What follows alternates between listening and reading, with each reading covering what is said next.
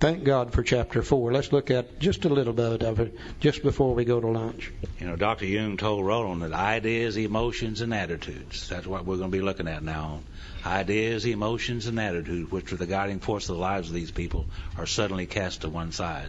And certainly the ideas, the emotions, and attitudes that I had toward God were that of a 7 or 8 year old boy. I couldn't accept it then. I couldn't accept it later. And I couldn't accept it when I got here. And I can't accept it today. Because I need new ideas and emotions and attitudes about this. New information is what I'm trying to say. This chapter, we agnostic. Just the word agnostic means something to me. Gnostic means knowledge. You put the ag in front of it, means without. Those are us who are without knowledge. And that was me. And the knowledge that I did have was not good. And Bill had the same experiences that we did. When Ebby presented him with a solution, he was aghast at that solution.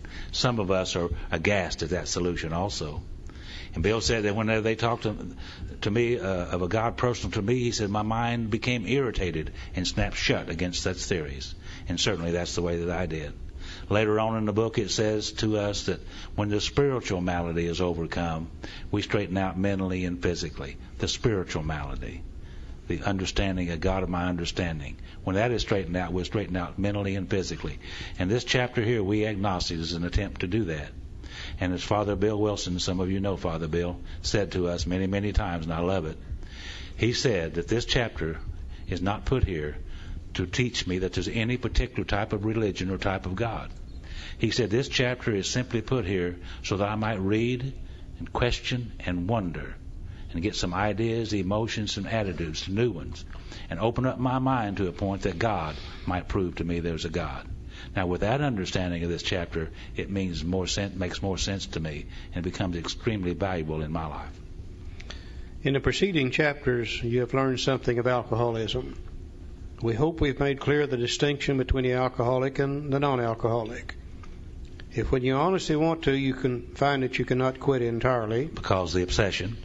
Or if when drinking you have little control over the amount you take. Because of the allergy. You are probably alcoholic. God, isn't that simple? Isn't that simple? You see how people like to expand on things? They took the 2 questions out of the big book, and some years later they made a little pamphlet that had 10 questions in it. And that wasn't enough. They made another one that had 20 questions in it. Hell, I think we're up to 44 today, aren't we? Yeah. Thank God Bill or Abby didn't have the 44 questions with him when he walked into Bill's kitchen. He'd have said, Bill, has alcohol been bothering your reputation? Hadn't had a reputation in years. Then he would have said, Bill, has alcohol been interfering with your sex life? Is anything like I was, he hadn't had any of that in a long time either. There's a statement in the 44 questions that says, do you drink alone? Well, think about it. If I'm buying, yes, and if you're buying, no.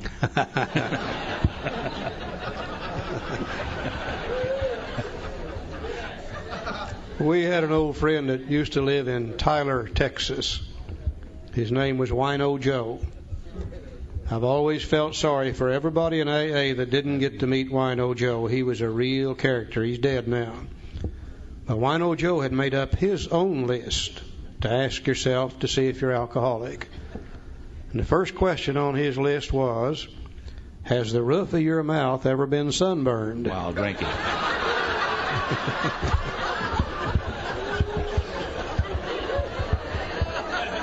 He said, if it has, you're probably alcoholic. I think the second question was, have you ever been arrested for drunk driving from the back seat of somebody else's car? The third one I loved was, have you ever been arrested for public drunk while in jail? He had a real list of them. We only need these 2. I use them all the time. People come to me today, they say, Charlie, you think I might be alcoholic? I say, I have no idea. Let me ask you a couple of questions.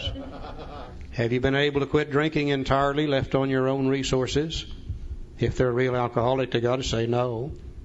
And then I say, do you have any control over the amount you take after you've once started drinking?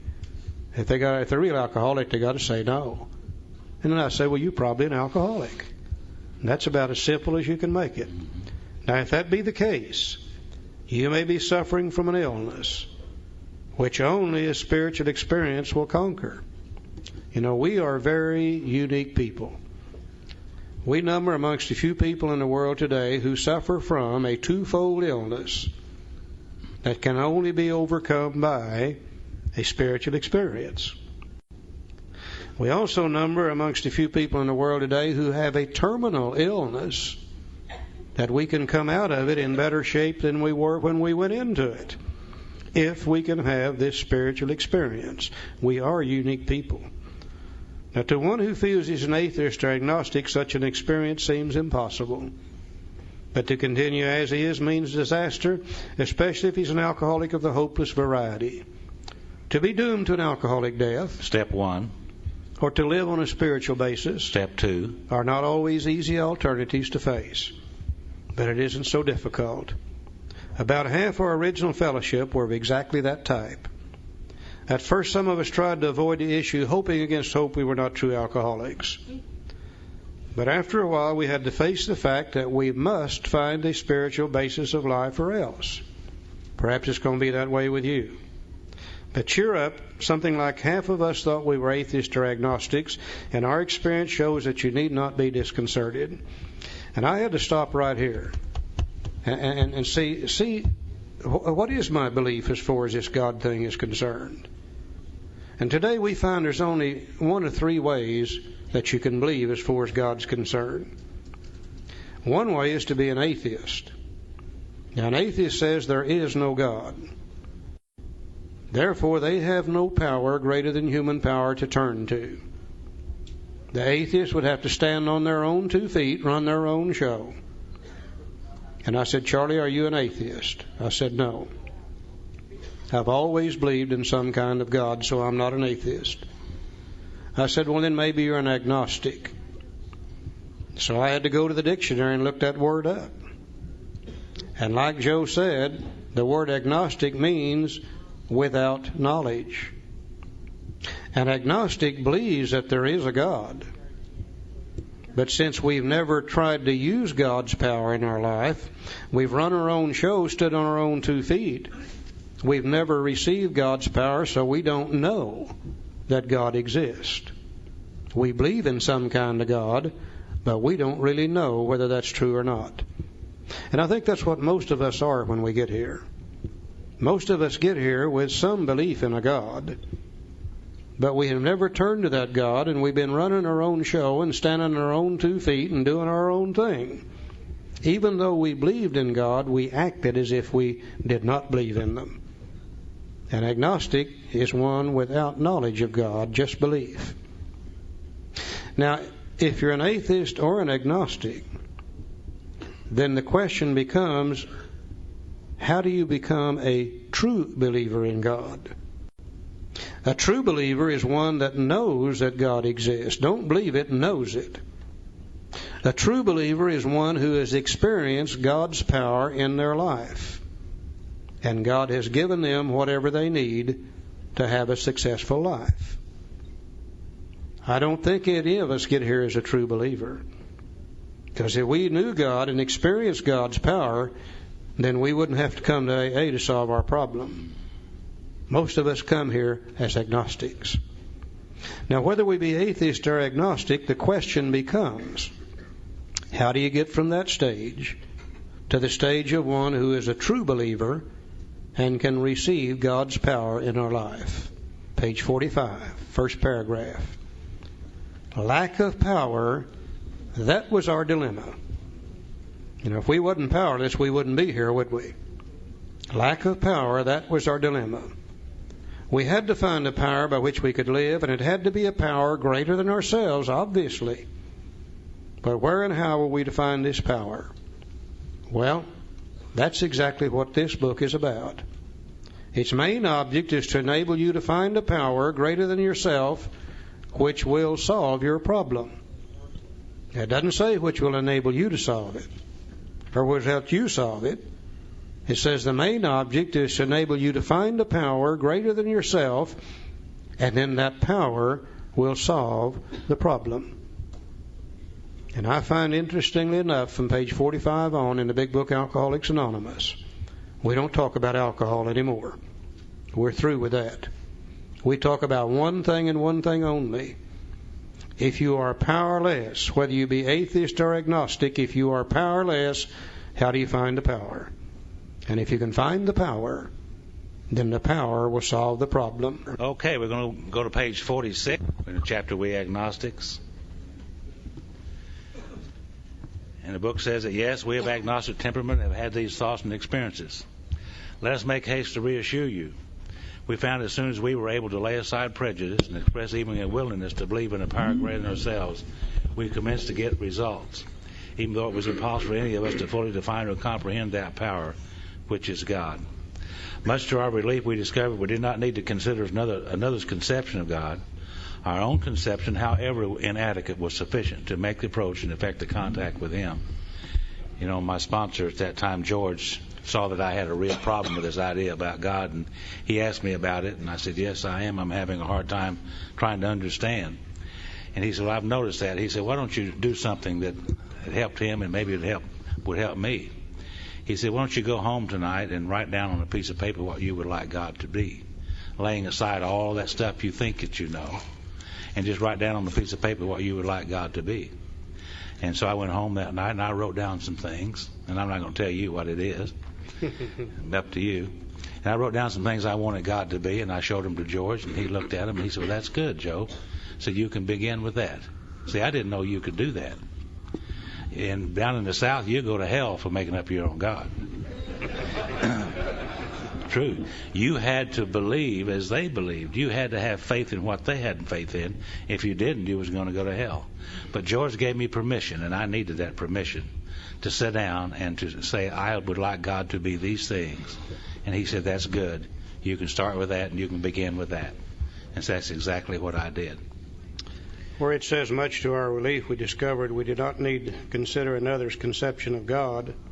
Our own conception, however inadequate, was sufficient to make the approach and effect a contact with Him. Now here's where we can cast aside the first old idea. The old idea that I had was that you had to believe as they believed. And they had me convinced that if you didn't believe as they believed, there's no way that you're going to get anything good when it comes to God.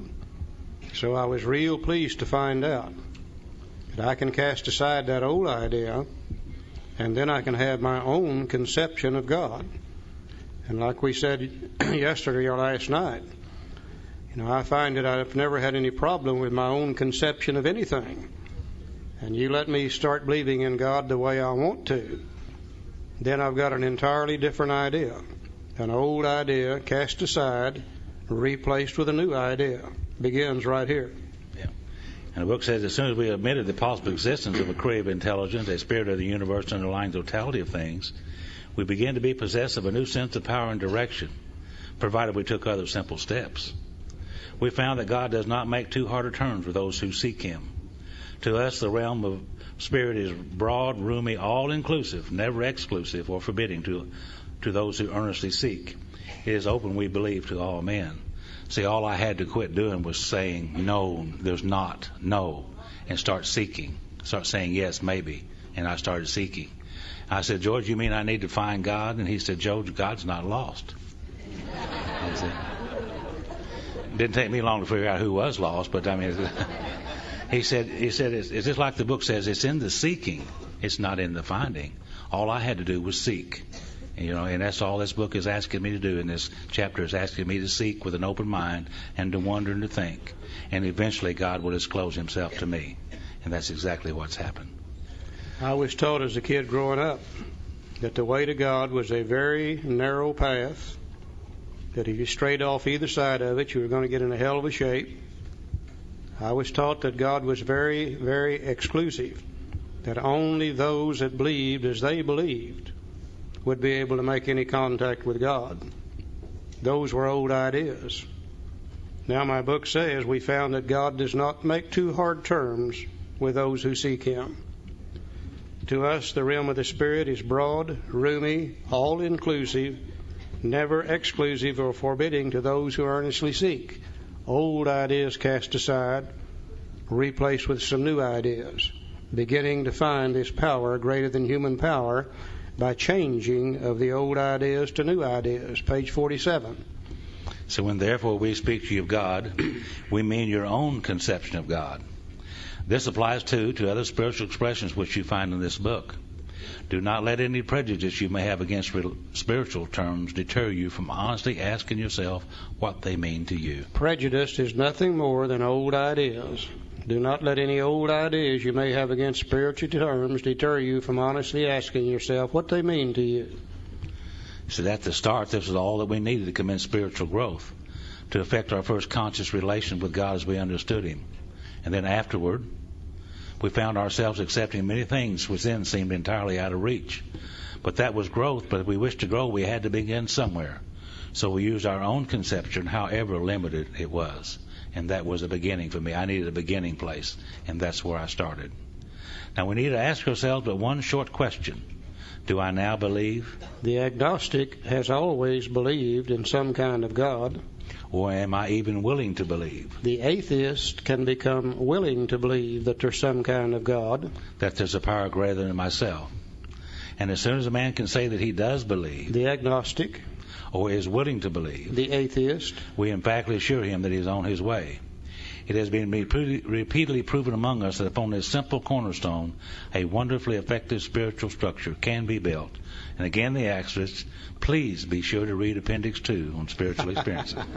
Again, they want to make real sure that we understand what they mean by those terms. He said it's been repeatedly proven among us that upon this simple cornerstone, a wonderfully effective spiritual structure can be built. Asterisk, bottom of the page, referring to the spiritual experience. So the wonderfully effective spiritual structure we're building is the spiritual experience or the spiritual awakening. And he said the cornerstone of that is to believe or to be willing to believe that there's a power greater than human power. We referred to that once before. The foundation of that structure was step 1, which is willingness. Now then he tells us the cornerstone of that structure, step 2, believing. So we've already put 2 stones in place. If we can say we're willing, and yes, we believe, or we are willing to believe, either one of the 2. And he said that was great news for us. For we had assumed we could not make use of spiritual principles unless we accepted many things on faith which seemed difficult to believe. And there has always been one of my great problems with this God thing. Faith indicates surety. Faith indicates knowledge. Faith indicates after-the-fact information. And one of my problems has always been the minister would say, son, all you got to do is have faith and everything will be all right. Well, I never could have faith because I had no knowledge of God. I didn't know for sure that God would do anything for me. The best I can possibly do is to start with belief. And there's a big difference between belief and faith. Believe me, there is. A good example of that, let's say I moved into this area here, and 3 or 4 months later I've got a problem with my automobile. I don't know a good mechanic anywhere in this area. But we'll say that you've lived here for a long time. And I assume you'll know somebody, so I come to you and I say, can you recommend a good mechanic for me? And you say, well, sure. Take your car over there to John. He'll do you a good job, and he'll charge you a reasonable price. Well, I don't know whether that's true or not. The best I can do with that information is if I believe it's strong enough, I'll take my car over there to John. And sure enough, he does a good job. He charges me a reasonable price. When I leave there, I know that he will do that. When I went there, I believed that he would do that. Now, 6 months from now, I have trouble with my car again. I don't ask you or anybody else where to take it. I take it right back to John. This time, I took it on faith, took it on knowledge. You can't start with faith. You can only start with belief. And that's all we have to do. We either have to believe, or we become willing to believe that there's a power greater than we are, and we're on the road to spiritual recovery. We don't have to know anything. Thank God step 2 says we came to believe that a power greater than ourselves could restore us to sanity. It didn't say we came to know. Didn't say we had faith in that. We just came to believe. And I came to believe, based upon what I've read in the book and what you told me, that there's a power greater than I am can restore me to sanity. I didn't know that. I just believed that. Now, if I know that the beginning of this thing, the finding of the power, is just to believe or be willing to believe, then the next thing I'm going to have to know is what procedure am I going to follow in order to find that power. Let's go over to page 51 for just a moment. First paragraph. It says, this world of ours has made more material progress in the last century than all the millenniums which went before. Almost everyone knows the reasons. Students of ancient history tell us that the intellect of men in those days was equal to the best of today. Yet in ancient times, material progress was painfully slow. The spirit of modern scientific inquiry, research, and invention was almost unknown. In the realm of the material, men's minds were fettered by superstition, tradition, and all sorts of fixed ideas. And I used to wonder why it is that we today have cellular phones and TVs and automobiles and airplanes, and why those people 100 years or 200 years ago or 500 years ago didn't have or admit those things. I thought we were just smarter than they were. But come to find out, they had the same intellect as we did. Intellect means the capacity to learn. They had the same capacity to learn as we do. But the only one thing that kept them in those dark ages, so to speak, it was superstition, tradition, and all sorts of fixed ideas. That's why I say I need an open mind more today than I'd ever needed an open mind. And I think we as a society have done that. Right here in the northeast corner of our United States, some 225 years ago or so, people came over here for religious freedom. They wanted to practice a religion as they saw, as they understood it. And as long as you agreed basically with their religion and you practiced your religion somewhat like they did, you were okay. But if you had any thoughts or ideas that were different and you expressed those thoughts and ideas openly and it didn't agree with what they had and what they agreed with, they would burn you at the stake as a witch. Right here in America they did that. So if you had any ideas like that, you certainly didn't express them, you kept them to yourself. So superstition, tradition, and all sorts of fixed ideas kept people from growing. And I think we as a country has gotten over that today. Our minds are open to many, many things. He said some of the contemporaries of Columbus thought a round earth preposterous.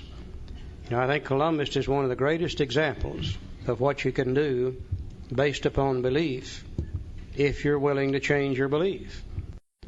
Some 500 years ago, most of what they call the civilized world was situated around the shores of the Mediterranean Sea, the western shores of Europe.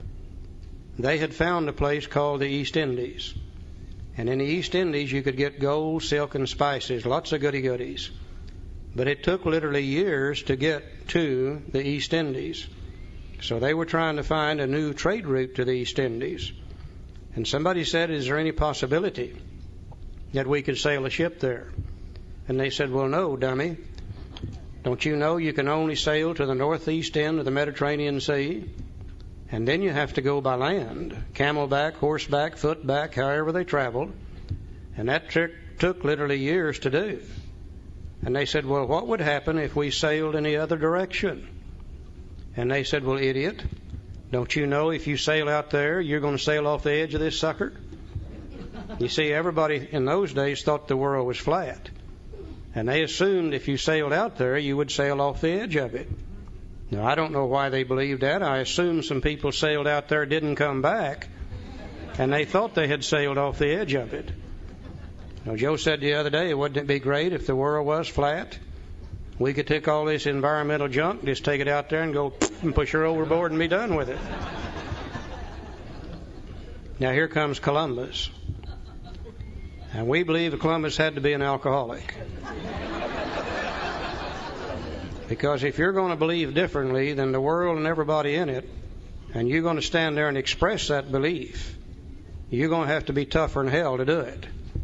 Because many times if you express a belief different than whatever everybody else believes, they would burn you at the stake or hang you from a tree or cut your head off or something.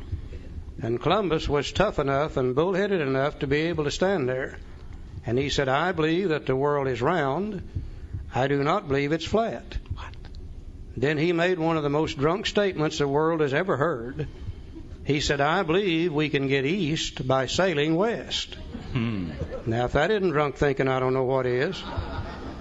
Many of his mannerisms indicated he's alcoholic. When he left, he didn't know where he was going.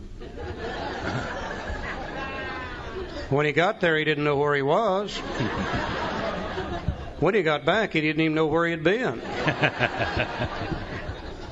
But what really made him an alcoholic is a woman financed the whole trip for him. She did that twice.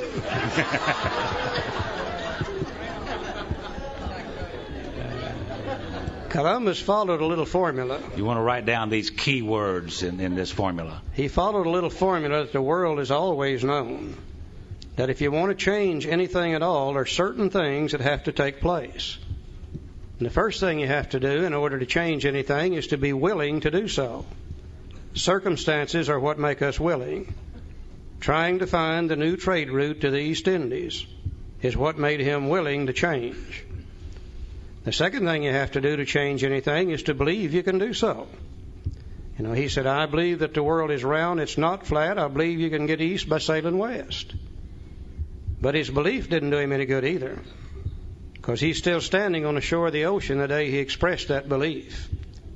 Some days, weeks, months, years later, he did the third thing. He made a decision. He said, by golly, I'm going to go find out whether this thing is round or flat. Can you really get east by sailing west?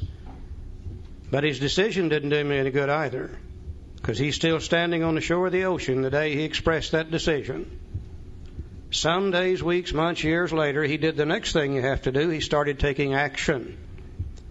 And the first thing he did, he went to the King of Portugal to get the money. But the King of Portugal, being a very astute businessman, said, there's no way I'm going to let you have this money, because you'll sail out there and sail right off the edge of this sucker, and I'll lose it all. That's why he ended up with the Queen of Spain. Sweet talked her out of the money on the promise that he would bring back gold, silk, spices, and the goody-goodies of life. She gave him the money. He bought 3 ships. He put provisions in those 3 ships. He put crew members in those 3 ships. And they began to go east by sailing west. Sailing west day after day after day. Now, we don't know for sure, but we have a suspicion that on that first trip, he hired a special sailor, put him on the bow of the lead ship at night with a lantern, whispered in his ear, said, I believe this thing is round, but if you see the edge of this damn thing, you holler so we can get turned around in time. Now, after having sailing straight west for several days, they got results. They found land on the other side, which was the result of the action that they had taken. Now, we know that he thought it was the East Indies. It wasn't. It was the West Indies. But he had proven to himself the world is not flat. It is round. You will not sail off the edge of it. Turned right around and came right back to Europe. Went right back to the Queen of Spain. And she said, Columbus, where's the gold, silk, and spices you promised you would bring me? And he said, sweetheart, I'm sorry, but I didn't find any. But he said, tell you what I'll do. If you'll refinance me, I'll go back. Trust me, honey, please. And this time I'll find it. And she refinanced him. And he got some more ships, more provisions, more crew members. They began to go east by sailing west with one big difference. The second trip, he didn't hire the special sailor, put him on the bow of the lead ship at night. This time he went back on faith. He went back on knowledge. The first time he went back on belief. You can't start with faith. The only thing you can do is start with belief, make the decision, take the action, get the results, and then you'll have faith. Now, I would love to sit here and tell you today, and the decision will do us no good unless we take the action. And that's 4, 5, 6, 7, 8, 9, 10, and 11. As the result of the action, then we will get results too. Having had a spiritual awakening as the result of these steps, we now have faith, we now have knowledge, we no longer believe. You see, I don't believe today that God will restore me to sanity. I know that He will because He has done so. Now, those of us who have been restored to sanity and we have the faith, then we can go back and help the next newcomer come to believe. They can make a decision, and we can take them by the hand and walk with them through the action steps. Then they will get results. They'll have a spiritual awakening, and then they'll know, and then they can go help the next newcomer come to believe. Now, there's only one thing you and I can't do for the newcomer. We cannot make them willing. That's a job they have to work on themselves. Now, how does an alcoholic become willing to change? Very simple. Drinking lots of whiskey. I hear people come to AA and they say, I've been working on step 1 for 3 years in AA. And I said, no, you haven't. You don't work on step 1 in AA. You work on step 1 out there. And when you've drunk enough of that whiskey, you just can't stand it any longer, then you become willing to change. Then we can begin to help you by helping you come to believe, decide, act, and have a spiritual awakening. Same formula that the world has always used to change the status of anything. Now, if I know I need the power, and if I know the beginning of the finding of the power is just to believe, if I know the procedure to follow to find the power, then I only need to know one more thing. Where am I going to find that power? And I think we get here just as confused about where God is as we were ever confused about anything else. As a kid growing up, somewhere I got a picture in my mind. Now, I don't know whether I dreamed it or saw it. But in my mind, when I was thinking about God, He was a tall, elderly gentleman, stood on a cloud up in the sky, long flowing white robes on, long white hair, golden halo around his head, and sun rays shooting out of that halo, and a big stick in his right hand. Now, I don't know whether I saw that or whether I dreamed it, but one of the reasons I thought God was there is because every time the minister talked about God, he always pointed up there, so I knew he had to be up there somewhere. But then what really confused me, I noticed every time the minister wanted to talk to God, he always looked down here. He points up. Hell, no wonder we get confused as kids about where God is. And I looked and I looked and I looked and I looked, and I never could find God because I never did know where He was. And it took the big book Alcoholics Anonymous to tell me just exactly where I'm going to find Him. Page 55. You know, many years ago I was working for, not working, but I was involved in a halfway house in Tulsa, and I was heavily involved, and there was this young man there who'd asked me to be his sponsor, and he said, well, what do you think I ought to do? I said, well, it'd be probably a good idea if you had a job, you know, to start somewhere here. And he said, well, easy for you to say, I don't have any car, and I can't get back and forth with no money. Can't even ride the bus. And I said, well, I'll take you around and help you find a job, and then if you find a job, I'll take you back and forth till you can get a couple of paychecks, and then you can buy a car or do whatever you need to do. He said, fine. So I'm taking him back and forth to work, and one morning he told me a story that really helped me a lot. And he said, and this is the way the story goes. He said there was 3 wise men of the East, he said, and they took from man the crown of life, the thing that would make us the happiest, and took it away from him. And they said, well, now we took it away from him, what are we going to do with it? He said, well, one of the guys said, I'll tell you what we'll do. We'll take it to the highest crevice on the face of the earth and the highest mountain, and we'll hide it up there, and he'll never be able to find it. The other 2 said, yeah, but you know how they are. They'll hunt and they'll search and they'll eventually find it. The third one said, I'll tell you what, we'll take it to the deepest crevice of the deepest ocean and hide it there, and they'll never think about looking for it there. But he said, yeah, but you know how they are. They'll hunt and they'll search and they'll eventually find it. The third one said, I'll tell you what we'll do. We'll hide it within himself, and he'll never think about looking for it there. Page 55, first paragraph. Said, actually, we were fooling ourselves. For deep down in every man, woman, and child is the fundamental idea of God. It may be obscured by calamity, by pomp, by worship of other things, but in some form or other it is there. For faith in a power greater than ourselves and miraculous demonstrations of the power in human lives are facts as old as man himself. We finally saw that faith in some kind of a God was a part of our makeup, just as much as the feeling we have for a friend. Sometimes we had to search fearlessly, but He was there. He was as much a fact as we were. We found the great reality deep down within us. In the last analysis, it's only there that He may be found. It was so with us. So we can only clear the ground a bit. If our testimony helps sweep away prejudice, enables you to think honestly, encourages you to search diligently within yourself, then if you wish, you can join us on the broad highway. Now, with this attitude, you cannot fail. The consciousness of your belief is sure to come to you. A God of your own understanding is sure to come to you with an open mind. You know, it seems as though all human beings are born with some basic knowledge deep down inside themselves, probably lying at a subconscious level. And that basic knowledge seems to be able to tell us what we should do and what we shouldn't do. It seems to be able to tell us how we should live and how we shouldn't live. And I'm sure a lot of people would like to refer to that as just plain old common sense. I think others might want to call it innate intelligence. Some might want to call it the conscience, and others might want to call it the soul. And I don't think it really makes any difference what we call it, as long as we recognize the fact that it's there.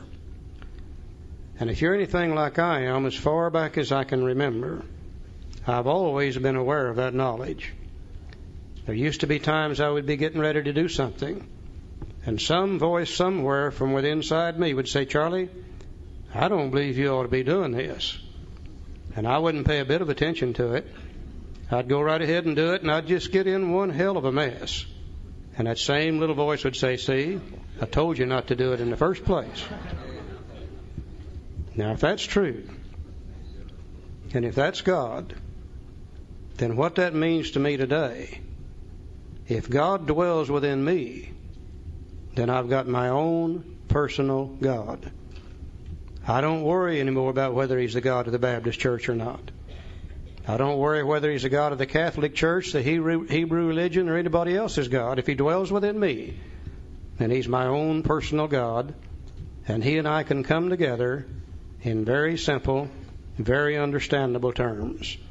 This is one of the greatest pieces of information that I have ever learned, is that I can have my own God, and He dwells within me, and my knowledge comes from Him, and through Him I'll be able to find that power. Now then, am I ready to make a decision? You betcha. When He was a God of justice, when He was hellfire and brimstone, I wasn't ready to make that decision. But throughout this chapter, my concept of God has changed entirely, and I'm beginning to believe He just might be a kind and a loving God. And just maybe He'll start doing some good things for me, not hellfire and brimstone.